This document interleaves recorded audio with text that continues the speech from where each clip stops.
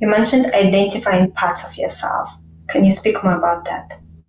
Yeah. So, we have a lot of these aspects of ourselves that I think for a long time, what we do is we live as this identity that does get created in our minds. And that identity oftentimes is attached to roles that we play.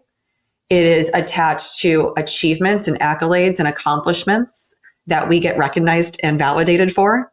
And you could call it ego, right? Everyone has an ego. It's not always bad. It's just when we use our ego to disadvantage others that it becomes a problem. But ego's not bad. It's how we socialize in the world. And there's great parts of it.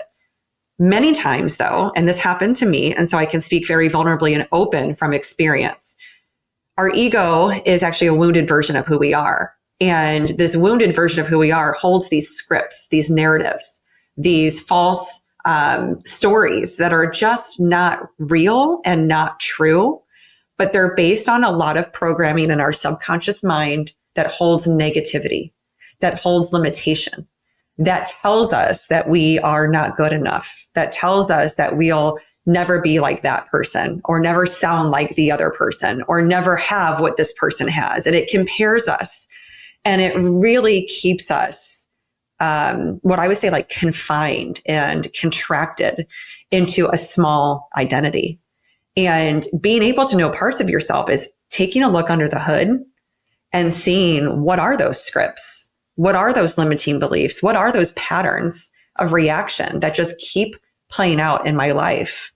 And the biggest part, Chris, is taking responsibility for all of it. Because a lot of times people don't do that work. They don't choose to do it, at least. They get catalyzed into it. They don't choose because when you look under the hood, it's not pretty. We all have these parts of ourselves that aren't beautiful, that aren't rainbows and unicorns and roses. But if we don't look at those things, how can we change them or ourselves for the better? We cannot.